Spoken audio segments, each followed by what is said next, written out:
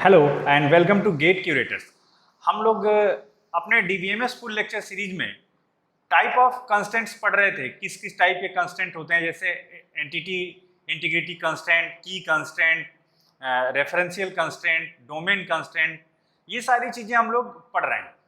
तो अब हम सारे तरीके के कंस्टेंट देख चुके हैं। अब हमारा इस लेक्चर में कंसर्न ये है कि कैसे कब किस हालात में ये कंस्टेंट आते हैं, कब कब, जैसे कब जब हम किसी डेटाबेस में कोई नई एंट्री इंसर्ट करते हैं या डिलीट करते हैं, कब ये कंस्टेंट आते हैं, और आते हैं तो कैसे इसको डील किया जाता है डेटाबेस में, ये हम देखना चाहते हैं। अभी हालांकि एसक्यूएल हमने नहीं पढ़ा है, एसक्यूएल जस्ट इसके बाद हम नेक्स्ट लेक्चर से स्टार्ट करेंगे, बट फिर भी हम ये अभी देख लेंगे सिंपल कि ऐसे एक टेबल में एक एंट्री होती है या इस तरीके से टेबल से वैल्यू डिलीट होती है, वो हम एक एजम्पशन लेके और उस पर बेस्ड कि कैसे कब कौन सा कंस्टेंट वायोलेट हो रहा है और उसको किस तरीके से किस पॉसिबल वे में हैंडल किया जा सकता है, ये हम लोग देखेंगे इस लेक्चर में।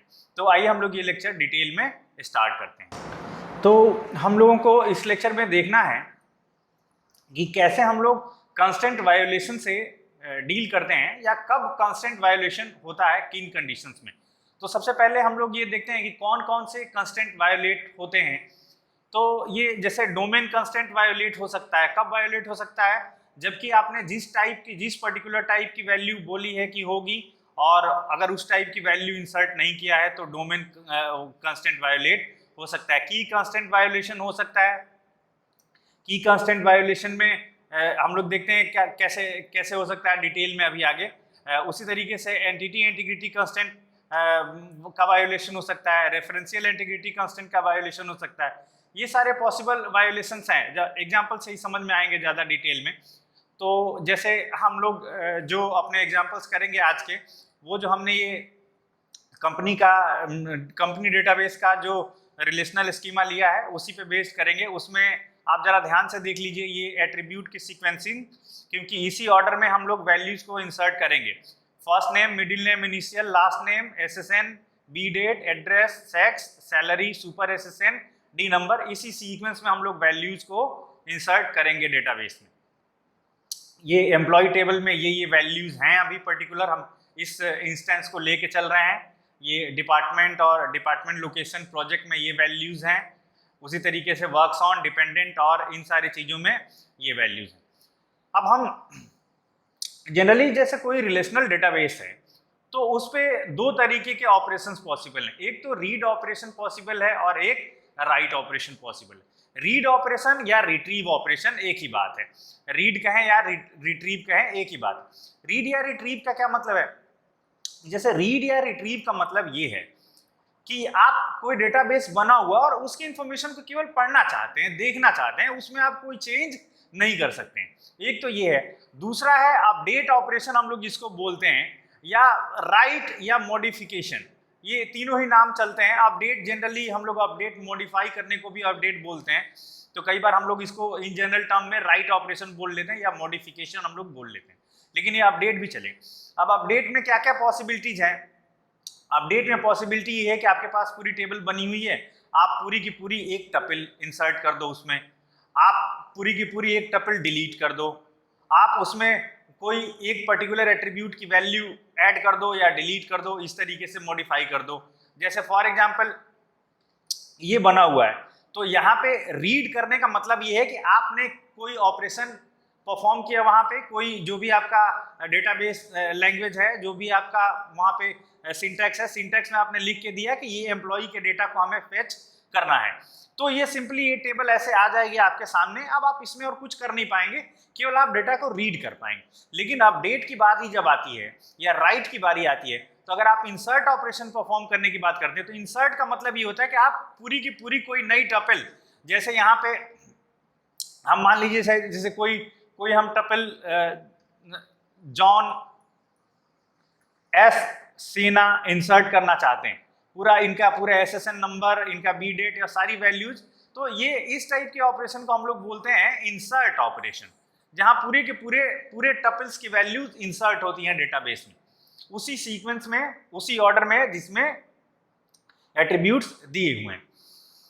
दूसरा है डिलीट ऑपरेशन का मतलब ये है कि जैसे किसी की अब कोई एम्प्लॉय नहीं रहा या उस डिपार्टमेंट में वर्क नहीं कर रहा है, उसने कंपनी स्विच कर ली, इस तरीके की, यार वो रिटायर हो गया, कुछ ऐसी सिचुएशन है, तो हमको अब उसका रिकॉर्ड रखने की जरूरत नहीं है, हम लोग उसको डिलीट कर देंगे। सपोज करिए ये आगे नहीं रहे, इनका डिलीट करना है, तो हम लोग इनके पूरे रिकॉर्ड को डिलीट कर देंगे। तो इसको हम लोग बोलते हैं डिलीट ऑपरेशन। अपडेट ऑपरेशन का मतलब ये है कि सपोज करिए ये जो रमेश हैं, इनकी सैलरी 38,000 है और इस फाइनेंशियल ईयर में इनका अप्रेजल हो गया, इनकी सैलरी बढ़ गई और इनकी सैलरी 38 से 48,000 हो गई। तो अब आपको न तो इंसर्ट करना है ना तो डिलीट करना, आपको केवल एक फील्ड, सैलरी वाली फील्ड चेंज करनी है ना, आपको बाकी सारे चेंज तो नहीं करना। तो ये होता है अपडेट ऑपरेशन, इसको हम लोग बोलते हैं। तो अब क्या क्या प्रॉब्लम्स आएंगी, जैसे अगर आप इंसर्ट ऑपरेशन परफॉर्म करना चाहते हैं, जैसे आप चाहते हैं कि आप डेटाबेस में वैल्यू इंसर्ट करें या पूरी की पूरी टपल इंसर्ट करें, तो बहुत सारी प्रॉब्लम्स आ सकती हैं। एक एक करके हम लोग देखते हैं। ये सबसे पहली प्रॉब्लम आएगी वो डोमेन कंस्ट्रेंट की, कि वो पर्टिकुलर जो आप वैल्यू इंसर्ट कर रहे हैं उसमें किसी पर्टिकुलर फील्ड का डोमेन जो है वो वही डोमेन नहीं है जैसा उसका डिफाइन है। जैसे यहाँ पे हम लोग कॉन्सेंट्रेट करते हैं डिपार्टमेंट नंबर पे। जैसे देखिए ये डी नंबर दिया हुआ है, डी नंबर एक फील्ड है। डी नंबर ये कोई इंटीजर फील्ड होगी, इंटीजर या इंटीजर की एरे होगी जो एक कैरेक्टर की एरे हो या एक वैल्यू जिसमें हो। अब आप अगर किसी का डी नंबर इंसर्ट करना चाहते हैं और उसका डिपार्टमेंट नंबर आप दें ए, तो ये डिपार्टमेंट नंबर इंसर्ट करना पॉसिबल नहीं, ये डोमेन कंस्ट्रेंट का वायोलेशन है। किसी भी पर्सन का आप डिपार्टमेंट का नाम जो है ए नहीं रख सकते हैं, बिकॉज डिपार्टमेंट का डोमेन इंटीजर डिफाइन है। उसी तरीके से किसी का सेक्स है, सेक्स हमने कैरेक्टर डिफाइन कर रखा है, या तो एम या तो एफ, और आप किसी का सेक्स देना चाहें 1 to 12, तो अब ये भी पॉसिबल नहीं है सेक्स में ये 1 2 की एंट्री, ये डोमेन कंस्ट्रेंट का वायोलेशन है। तो जब भी डेटाबेस में आप इंसर्ट कर रहे हैं तो जितने भी टपल्स, किसी टपल के जितने भी एट्रीब्यूट्स हैं या जितने भी कॉलम्स हैं, हर कॉलम में उसी टाइप का डोमेन वैल्यू होना चाहिए जिस टाइप में वहां पे डिफाइन किया गया, अदरवाइज डोमेन कंस्ट्रेंट का वायोलेशन हो जाएगा और डेटाबेस जो है कंसिस्टेंट स्टेट में नहीं रह पाएगा। क्या किस तरीके से प्रॉब्लम आएगी और इसको कैसे हैंडल करेंगे, अभी हम लोग इसको बाद में जरा देखते हैं एक बार में कि कौन आखिर करता है। जैसे आप, जाहिर सी बात है कि अगर इससे आप प्रिवेंट करना चाहते हैं तो आपको वहां पे कंस्ट्रेंट लगाना पड़ेगा, आपको वैलिडेशन सेट करना पड़ेगा कि हाँ ये पर्टिकुलर एंट्री ना हो। जैसे कई बार आप जब छोटी मोटी कोई अगर वेबसाइट आपने कभी बनाई हो या कोई फॉर्म डिजाइन किया हो, तो उसमें जैसे आप ईमेल फील्ड की एंट्री करने चाहते हैं तो वो आप चाहते हो कि @ के बाद @ जरूर, ईमेल फील्ड में @ जरूर आ जाए। तो ये जो रेस्ट्रिक्शन है, ये रेस्ट्रिक्शन जो डेटाबेस डिजाइनर है, डेटाबेस एडमिनिस्ट्रेटर है, वो इम्पोज करता है। जो भी डेटाबेस बना रहा है वो इम्पोज करता है, अपने आप तो आएगा नहीं। तो कंस्ट्रेंट हमने लगा रखा है डोमेन में पहले से, और अगर उस टाइप का वैल्यू नहीं जा रही है तो ये उस डोमेन कंस्ट्रेंट का वायोलेशन है। ठीक है, उसी तरीके से की कंस्ट्रेंट का वायोलेशन, जैसे की कंस्ट्रेंट वायोलेशन की किसी यूनिक की होनी चाहिए। की कंस्ट्रेंट क्या बोलता है? की कंस्ट्रेंट बोलता है कि एक यूनिक की, जो भी प्राइमरी की है किसी डेटाबेस में किसी पर्टिकुलर एंटिटी का, वो यूनिक होना चाहिए प्राइमरी की। तो जैसे सपोज करिए ये एक हम एंट्री करना चाह रहे हैं इस डेटाबेस में, इसका नाम है एलिसिया जेलाया, और इसका जो हमने दिया हुआ है एसएसएन नंबर, जो यहाँ पे प्राइमरी की है, एसएसएन नंबर हमने दिया है 99988 और 4 × 7। ये एसएसएन नंबर के साथ एक नई एंट्री हम इस डेटाबेस में करना चाहते हैं। तो ये नेम तो आ जाएगा, कोई दिक्कत नहीं है। जैसे ही आप एसएसएन नंबर यहाँ पे लेके आएंगे, एसएसएन नंबर प्रॉब्लम क्रिएट कर देगा। क्यों? बिकॉज ये एक एलिसिया नाम का और इसी सेम एसएसएन नंबर की एक एंट्री ऑलरेडी है इस डेटाबेस में। ऑलरेडी इस एसएसएन नंबर की एंट्री डेटाबेस में एग्जिस्ट करती है, तो ये की कंस्ट्रेंट का वायोलेशन है। आप एक से ज्यादा सेम एसएसएन नंबर वाले एक डेटाबेस में रख नहीं सकते हैं, तो ये की कंस्ट्रेंट का वायोलेशन है और इस एंट्री को इस डेटाबेस में करना पॉसिबल नहीं है। अगेन हमने कंडीशन इंपोज कर रखी है, तब ये वायोलेशन आ रहा है। तो इसको एंट्री करना पॉसिबल नहीं है और ये की कांस्टेंट का वायोलेशन है। की कांस्टेंट ये कहता है कि एक ही जो भी प्राइमरी की है किसी भी एंटिटी का वो एक से ज्यादा नहीं होना चाहिए, सेम ही प्राइमरी की एक से ज्यादा एंटिटीज के लिए नहीं होनी चाहिए, तो ये वायोलेशन है। ठीक है, नेक्स्ट है integrity entity integrity constant. Entity integrity constant क्या बोलता है कि कोई भी जो प्राइमरी की फील्ड है, प्राइमरी की फील्ड जो है वो नल नहीं होनी चाहिए कभी डेटाबेस में। तो यहाँ पे जैसे हम ये सेसिलिया एक इंसर्ट करना चाहते हैं, सेसिलिया एफ, ये यहाँ तक तो कोई दिक्कत नहीं है। जैसे ही आप यहाँ पे नल देखते हो ये किस चीज की एंट्री होगी, जैसे ये पहला है ये एफ नेम का होगा, ये इसी ऑर्डर में जिस ऑर्डर में हम ये पढ़ भी चुके हैं कि एट्रीब्यूट्स की सफलिंग पॉसिबल नहीं है, टपल्स की सफलिंग में कोई प्रॉब्लम नहीं है बट एट्रीब्यूट्स की सफलिंग पॉसिबल नहीं है। तो जिस ऑर्डर में ये एट्रीब्यूट्स दिए हैं उसी ऑर्डर में हम लोग यहाँ पे वैल्यूज दे के इंसर्ट करेंगे। जैसे ही यहाँ पे आप नल देखते हो तो ये जो है एंटिटी इंटीग्रिटी कांस्टेंट का वायोलेशन है कि किसी का प्राइमरी की जो है वो कभी नल नहीं हो सकता, और यहाँ पे आप प्राइमरी की में नल देने की कोशिश कर रहे हैं, तो ये एंट्री भी डेटाबेस में पॉसिबल नहीं है। इस तरीके से एक रेफरेंशियल इंटीग्रिटी कांस्टेंट का भी वायोलेशन आ जाता है। जैसे आप कभी कोई ऐसी एंट्री करने लगो जो कहीं जिसको रेफर कर रहा है जिस किसी दूसरे प्राइमरी की को, वहां पे वो एग्जिस्ट ही ना करता हो। सपोज करिए यहाँ पे ये एक हम टपल इंसर्ट करना चाहते हैं इस डिटेल्स के साथ, तो ये सारी डिटेल्स में तो कोई प्रॉब्लम नहीं है।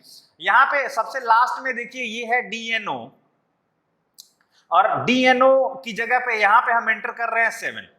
अब डिपार्टमेंट नंबर 7 को ये रेफर कर रहा है कि ये पर्टिकुलर एम्प्लॉय डिपार्टमेंट नंबर 7 में काम कर रहा है, और डिपार्टमेंट नंबर 7 तो एग्जिस्ट कर ही नहीं रहा है। जैसे आज से 50 साल पहले कोई कह देता कि मैं माइक्रोसॉफ्ट में काम करता हूँ, एक ऐसा एम्प्लॉय आज से 50 साल 1947 में जब भारत आजाद हुआ था तब वो एक ऐसा एम्प्लॉय हायर कर लेते जो माइक्रोसॉफ्ट में काम करता है, तो कहाँ पॉसिबल, माइक्रोसॉफ्ट तो उस टाइम पे एग्जिस्ट करती ही नहीं थी। तो वही कुछ वैसी ही हालत यहाँ पे है। आप जब तक डिपार्टमेंट नंबर 7 एग्जिस्ट नहीं करेगा डिपार्टमेंट टेबल में, तब तक आप डिपार्टमेंट नंबर 7 से एंट्री कर ही नहीं सकते हैं। तो ये जो है ये रेफरेंशियल इंटीग्रिटी कांस्टेंट, या हम लोग इसको फॉरेन की एग्जिस्ट नहीं कर रही है, डिपार्टमेंट केवल 1, 4, 5 ही एग्जिस्ट कर रहे हैं, तो ये एंट्री भी पॉसिबल नहीं है। ये रेफरेंशियल इंटीग्रिटी कांस्टेंट का वायोलेशन है इस तरीके से। अब जैसे हम इस तरीके से इंसर्ट करना चाहें कि ये एक सेसिलिया एफ कोलोन्स्की, ठीक है, ये सेसिलिया नाम यहाँ पे एग्जिस्ट नहीं कर रहा है, तो चलिए ये हो जाएगा। ये हम SSN नंबर 677678989, ये SSN नंबर भी एग्जिस्ट नहीं कर रहा है, यहाँ भी कोई दिक्कत नहीं है। बाकी और जगहों पे कोई प्रॉब्लम ज़्यादा दिख नहीं रही है। ये डिपार्टमेंट नंबर एक रेफरेंशियल फॉरेन की को रिप्रेजेंट करता है, तो डिपार्टमेंट नंबर 4 पहले से एग्जिस्ट कर रहा है, तो ये एंट्री एकदम बिल्कुल सही है, एक्सेप्टेड हो जाएगी, ये एंट्री डेटाबेस में हो जाएगी। इसी तरीके का एक टपल बन जाएगा और इसकी पूरी की पूरी एंट्री इस तरीके से यहाँ पे दिखने लगेगी। इस एंट्री में कोई प्रॉब्लम नहीं है और यहाँ पे ये एंट्री हो जाएगी एक्सेप्टेड, बाकी सब रिजेक्ट है। अब जैसे सवाल ये आता है कि जब ऐसा कोई कंडीशन होने लगे कि जब कोई कांस्टेंट वायोलेट हो रहा है तो हमें क्या करना चाहिए, या डेटाबेस क्या करेगा। अब जब कंडीशन वायोलेट हो रही है तो डेटाबेस क्या करेगा, ये टोटली डिपेंडेंट है डिजाइनर पे कि जो डेटाबेस का डिजाइनर है उसने क्या कंडीशन लगा रखी है, क्या एरर शो करे हमारे सामने, क्या एरर दे, क्या हो एक्शन उस पर। तो ये टोटली उस डिजाइनर पे डिपेंड करता है, हम उसमें ज्यादा कुछ कर नहीं सकते हैं। तो जब डेटाबेस डिजाइन किया जाता है तो इस तरीके से केयरफुली डिजाइन किया जाता है कि जहां जहां कंस्टेंट वायोलेशन हो सकता है उन सब पे पॉसिबल हम लोग एरर मैसेज लगा के रखते हैं, या उसको ट्रबल शूट करने का मेथड हम लोग लगा के रखते हैं। जैसे सपोज करिए सेम SSN वाले का एक हम लोग एग्जांपल ले लें, या यही एग्जांपल को देख लें जहां पे डिपार्टमेंट नंबर एग्जिस्ट नहीं कर रहा था, तो वो वहां पे जैसे आप इस एंट्री को करने की कोशिश करें तो उसको रिजेक्ट तो करे डेटाबेस, बट साथ में मैसेज प्रिंट करा दे कि क्यों हो रहा है ऐसा। तो वो एक मैसेज प्रिंट करा सकता है कि बिकॉज डिपार्टमेंट नंबर 7 जिसको ये रेफर कर रहा है ये रेफरेंशियल इंटीग्रिटी कांस्टेंट का वायलेशन है, ये डिपार्टमेंट एग्जिस्ट नहीं करता है, या यहाँ पे ये मैसेज आ जाए कि ये हम नल एंटर करने की कोशिश कर रहे हैं SSN नंबर में, भाई तभी तो हमें पता चलेगा कि क्या गलती हो रही है, अदरवाइज तो आप एंटर करेंगे और वो एंटर होगा नहीं वैल्यू, तो फिर जो नया यूजर होगा उसको प्रॉब्लम होगी। तो ये टोटली डिपेंड करता है जो भी डिजाइनर है वो किस तरीके से कंस्ट्रेंट्स को हैंडल।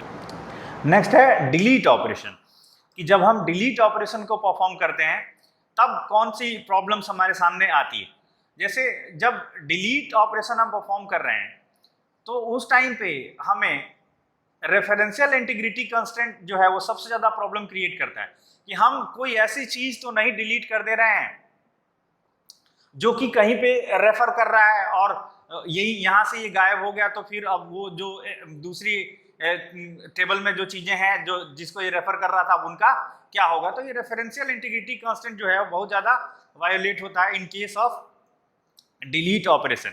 जैसे हम लोग अभी ऑपरेशन परफॉर्म करना चाहते हैं कि delete the employee with tuple SSN this, ये एम्प्लॉय टेबल से हमें ये एसएसएन है कितना, एसएसएन 99988 4 टाइम्स 7, 99988 4 टाइम्स 7, यानी कि हम इस एम्प्लॉय टेबल से ये बोल रहा है कि इस एंट्री को एलिसिया जे जेलाया को डिलीट करिए, इसकी सारी चीजों को आप डिलीट कर दीजिए यहाँ से। तो जैसे ही आप इसकी सारी चीजों को डिलीट करेंगे तो अब ये एक प्रॉब्लम क्रिएट करेगा, बिकॉज अब ये एसएसएन तो एम्प्लॉय टेबल में रहा नहीं, एसएसएन नंबर एम्प्लॉय टेबल में रहा नहीं, लेकिन और जगहों पे यही सेम एसएसएन वर्क्स ऑन में एग्जिस्ट करता है। ये 999, ये देखिए दो जगह, ये प्रोजेक्ट नंबर 30 पे काम करता है और ये प्रोजेक्ट नंबर 10 पे काम करता है। अब अगर आपने यहां से डिलीट किया, इस इंफॉर्मेशन को एम्प्लॉय टेबल से डिलीट किया, तो एम्प्लॉय टेबल से तो डिलीट हो गया, लेकिन अब यहां पे क्या होगा, वर्क्स ऑन में अभी भी दिखा रहा है, जैसे कितने लोग किसी प्रोजेक्ट पे काम कर रहे हैं तो अभी भी वो दिखाएगा। तो इसको कैसे हैंडल करें, तो जब हम डिलीट ऑपरेशन परफॉर्म करते हैं तो हमको ये केयरफुल रहना होता है कि रेफरेंशियल इंटीग्रिटी वायोलेट तो नहीं हो रही है। अब इसके लिए क्या पॉसिबल सॉल्यूशन हो सकता है कि हम लोग ये रख सकते हैं कि हाँ इस एंट्री को डिलीट करना ही है। सपोज करिए ये जो एलिसिया जे 99988 4 टाइम्स 7 ये जिसका एसएसएन नंबर है, ये एसएसएन नंबर सपोज करिए इसने रिटायर हो गया ये, या इसने जॉब छोड़ दी या कंपनी स्विच कर लिया, तो अब इसको डिलीट करना ही है। तो अब इसकी कॉरेस्पॉन्डिंग एंट्रीज पहले जहां जहां और रेफर कर रहा है, जिस दूसरे टेबल्स में है जहां से रेफरेंशियल इंटीग्रिटी है, यहाँ पे ये रेफर कर रहा था इस टेबल को, एम्प्लॉय टेबल को, तो पहले हम वहां डिलीट कर लें और फिर यहाँ से डिलीट करें, अदरवाइज दूसरी जगहों पे ये एंट्री रह जाएगी। तो ये अगेन ये है कि किस तरीके से हैंडल हम कर रहे हैं डेटाबेस को जब ये कंस्ट्रेंट वायोलेट हो रहा है। तो होना नहीं चाहिए वायोलेशन इस तरीके का। अब जैसे अगर आप डिलीट करना चाहें इसको, delete employee with tuple this 333344 और 4 टाइम्स 5, इस एसएसएन नंबर वाले को आप डिलीट करना चाह रहे हैं, तो ये किसका एसएसएन नंबर है, देखें फ्रैंकलिन टी वोंग का। इनको सपोज करिए इनकी एंट्री डिलीट करना चाह रहे हैं। अब ये एक बहुत ही भयंकर तरीके का रेफरेंशियल इंटीग्रिटी कंसेंट, अभी तक तो इसके पीछे वाला जो हमने देखा इसमें ये केवल एक जगह आ रहा था, ये केवल वर्क्स ऑन टेबल में है, तो वर्क्स ऑन टेबल में जाके सपोज करिए आपने डिलीट कर दिया। अब अगर आप सपोज करिए इस इंफॉर्मेशन को डिलीट करना चाहते हैं, एसएसएन नंबर 333344 और 4 टाइम्स 5, तो अगर आप इसको डिलीट करना चाहते हैं तो ये भयंकर टाइप का रेफरेंशियल इंटीग्रिटी कांस्टेंट का वायोलेशन लेके आता है। क्यों? क्योंकि ये हर जगह मौजूद है। अब इसको देखिए कौन है, ये फ्रैंकलिन, ये इसको आप डिलीट करना चाहते हो कि आप अपनी टेबल से इसको डिलीट कर। अब इसको डिलीट करना है तो ये देखिए ये रिसर्च डिपार्टमेंट में भी काम करता है, यानी कि ये रिसर्च डिपार्टमेंट का मैनेजर है और ये इस डिपार्टमेंट को मैनेज करता है, तो ये इधर को रेफर कर रहा है, एम्प्लॉय टेबल में रेफर कर रहा है। ये यहाँ पे भी है इसकी एंट्री, ये कई सारे प्रोजेक्ट्स पे काम करता है, ये 1 2 3 4 4 बार तो यहीं पे दिख गया हमें। ये डिपेंडेंट टेबल में भी है, इसके डिपेंडेंट भी हैं, ये 2-3 बच्चे भी हैं इसके, काफी इंपॉर्टेंट आदमी है। तो कुल मिला के एक एंट्री को आप डिलीट करना चाहते हैं और पूरे रिलेशन में जितनी भी टेबल्स हैं हर जगह उसके करस्पॉन्डिंग एंट्री है, वो रेफर हो रहा है बहुत सारी जगहों से। तो इस सिचुएशन में अगर आप यहाँ पे डिलीट कर देंगे मेन एम्प्लॉय टेबल में, तो बाकी जगह उसकी एंट्री रह ही जाएगी, बाकी लोगों को दिखाएगा कि ये लोग अभी भी यहाँ पे हैं। तो अब हमें ये इसका मेथड बनाना पड़ेगा कि किस तरीके से हम ये डिलीट करना चाहें। अगर हम ऐसा कुछ कर रहे हैं तो हमारे पास मैसेज आ जाए कि ये यहाँ से रेफर हो रहा है, पहले जाके आप उनको भी हैंडल करिए। तो वो रेफरेंशियल इंटीग्रिटी कांस्टेंट के वायोलेशन को आप रोकिए और फिर एंड में डिलीट करिए, इस टाइप की चीज। अब जैसे ये है, आप सपोज करिए वर्क्स ऑन टेबल से ये डिलीट करना चाहते हैं, ये 99988 और ये 4x7 जो प्रोजेक्ट नंबर 10 पे काम करता है। तो अब सपोज करिए ये प्रोजेक्ट नंबर 10 पे काम नहीं करेगा, तो इसकी एंट्री ये है, ये वाली एंट्री, ये 10 घंटे काम करता था इस प्रोजेक्ट पे, ये डिलीट हो जाएगा, कोई प्रॉब्लम नहीं है, यहाँ से कोई भी रेफरेंशियल इंटीग्रिटी कंस्ट्रेंट वायोलेट नहीं हो रहा है, तो यहाँ से ये सीधे सीधे डिलीट हो जाएगा। तो ये वाला बिल्कुल एक सही कमांड लिखा हुआ है।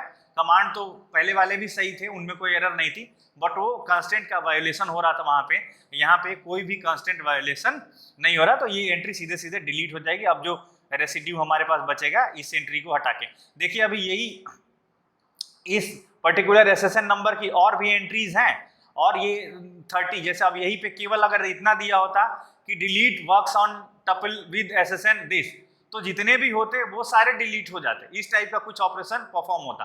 वो सब अभी हम लोग एसक्यूएल में डिटेल में देखेंगे क्वेरी परफॉर्म करते समय।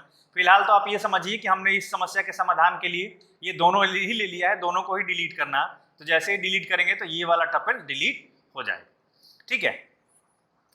नेक्स्ट अब अपडेट ऑपरेशन अगर हम करने चलते हैं तो क्या प्रॉब्लम आ सकती है।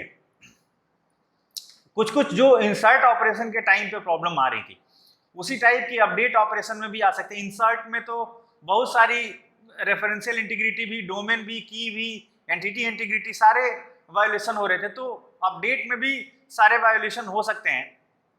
देखते हैं हम लोग कैसे क्या क्या मेन है। जैसे सपोज करिए यहाँ पे आप update the salary of employee with tuple SSN this, जैसे एसएसएन जिसका ये था 99988 4x7, ये एलिसिया की सैलरी है सपोज करिए 25,000, और इसका हम बोल रहे हैं कि इसकी सैलरी कर दो आप बढ़ा के 28,000। तो इस ऑपरेशन को परफॉर्म करने में कोई समस्या नहीं है, इसकी सैलरी बढ़ी है, हम ये मान लेंगे 3,000 इसकी बढ़ी है, और हम यहाँ पे अपडेट कर देंगे। इस तरीके से अपडेट करने में कोई प्रॉब्लम नहीं है, तो ये अपडेट ऑपरेशन परफॉर्म हो जाएगा। अब नेक्स्ट कह रहा है कि update the department D number of employee with tuple SSN this to 1। अब ये जो एम्प्लॉय है, ये एलिसिया जिसकी सैलरी हमने अपडेट की थी, अभी तक डिपार्टमेंट नंबर 4 के लिए काम कर रही थी, अब हम यहाँ पे कर दें कि ये डिपार्टमेंट नंबर 1 के लिए काम करेगी, तो इसमें भी कोई दिक्कत नहीं है। चौथे डिपार्टमेंट से पहले डिपार्टमेंट में हो गया ट्रांसफर इसका, तो यहाँ पे ये अपडेट ऑपरेशन परफॉर्म हो जाएगा, कोई समस्या नहीं आ रही। प्रॉब्लम कहाँ आ रही है अपडेट करने में, जैसे आप कह रहे हो कि update the DNO of employee with tuple SSN this to 7, किसी एम्प्लॉय का डिपार्टमेंट नंबर आप बनाना चाहते हो 7। जैसे अब ये जो थी इसका डिपार्टमेंट नंबर आप 4 नहीं करके आप बोलो डिपार्टमेंट नंबर 7 में भेजो, तो जैसे ही आप डिपार्टमेंट नंबर 7 में एंट्री करेंगे तो वैसे ही रेफरेंशियल इंटीग्रिटी कांस्टेंट का वायोलेशन हो जाएगा, बिकॉज डिपार्टमेंट टेबल में देखिए डिपार्टमेंट 7 एग्जिस्ट करता ही नहीं है, जो अभी हमने वहां पे इंसर्शन के टाइम पे बताया था उस टाइप का कुछ, तो ये रेफरेंशियल इंटीग्रिटी कांस्टेंट का वायोलेशन यहाँ पे आ रहा है इस तरीके से। नेक्स्ट क्या हो सकता है, जैसे अपडेट एसएसएन नंबर, कोई प्राइमरी की अपडेशन हो रहा है जहाँ पे एसएसएन नंबर इन्वॉल्व है, तो जैसे किसी का एसएसएन नंबर हम 99988 4x7, ये एसएसएन नंबर था इसका और एसएसएन नंबर इसका बदल रहे हैं, हम ये कर रहे हैं। अब प्राइमरी की इंटीग्रिटी आ सकती है कहाँ पे, जैसे अगर ये जो नया एसएसएन नंबर लिया ये ऑलरेडी अगर किसी का एसएसएन है, तो ये कुछ इंसर्ट टाइप का ही हो गया कि आप अपना आधार नंबर बनवाने गए और आधार बनाने वाले ने डुप्लीकेट आधार नंबर बना के दे दिया जो किसी और का आधार पहले से एग्जिस्ट करता था, तो आपको दिक्कत होगी क्योंकि अब एक ही आधार नंबर पे 2 लोग हो गए। तो वैसा ही यहाँ पे ये जो है 9876543221, ये जेनिफर नाम का एक पहले से एसएसएन एग्जिस्ट करता है, तो ये प्राइमरी की इंटीग्रिटी कांस्टेंट का वायोलेशन है कि एक से ज्यादा लोगों का प्राइमरी की सेम नहीं होगा, तो ये चेंज परफॉर्म नहीं हो सकता है। इस तरीके से हम लोगों ने देखा कि ये सारे पॉसिबल वायोलेशंस हैं इस तरीके से। अब जब वायोलेशन हो तो कैसे हम इसको हैंडल करें, अब ये डेटाबेस डिजाइनर पे है कि किस तरीके से, जैसे डिलीट करना चाहता है तो आप एक बार उसको मैसेज बताएं कि हाँ यहाँ ये रेफरेंशियल इंटीग्रिटी कंसेंट वायोलेट हो रहा है। अब उसके बाद भी अगर वो डिलीट करना चाहता है तो ठीक है, जाए जहाँ जहाँ रेफर हो रहा है पहले वहाँ डिलीट कर ले, फिर यहाँ से डिलीट करे वैल्यू को। तो ये सारे पॉसिबल मेथड्स हो सकते हैं। अब हम लोग इस लेक्चर में ये इस टॉपिक पे इतना ही रखेंगे। अब हमें जल्दी से, जैसे ये हम क्वेरी जो बना रहे हैं तो एक ऐसे क्वेरी कैसे लिखी हुई है, किस लैंग्वेज में और क्या है तरीका लिखने का, ये पढ़ने के लिए हम लोग अब नेक्स्ट लेक्चर से एसक्यूएल स्टार्ट करेंगे, जो कि जिसमें आपकी लैब भी होती है इस सब्जेक्ट की, डीबीएमएस की, कि कैसे हम लोग डेटाबेस को क्रिएट करेंगे। अब तक तो बना बनाया पका पकाया मिल गया, ये टेबल है इसमें एंट्री कर रहे हैं डिलीट कर रहे हैं। अब ये टेबल एक्चुअली जब हमें क्रिएट करनी होगी तो कैसे हम क्रिएट करेंगे, कैसे उस पर ऑपरेशंस को हम परफॉर्म करेंगे, ये सारी चीज़ें देखना है। तो हम लोग अब नेक्स्ट लेक्चर से एसक्यूएल स्टार्ट करेंगे जो कि प्रैक्टिकल एस्पेक्ट्स को इंक्लूड करेगा। तो अभी तक अगर आपने लेक्चर को अभी तक आपने अगर वीडियो को सब्सक्राइब नहीं किया है तो आप वीडियो को सब्सक्राइब करिए, शेयर करिए, लाइक करिए, कमेंट करिए। ये लेक्चर आपको कैसा लगा आप कमेंट करिए। अगर कोई प्रॉब्लम रह गई है तो कमेंट बॉक्स में कमेंट करिए। तो इस लेक्चर में फिलहाल इतना ही रखते हैं और हम लोग जल्दी मिलते हैं एसक्यूएल का नेक्स्ट लेक्चर लेके, और तब तक के लिए बाय।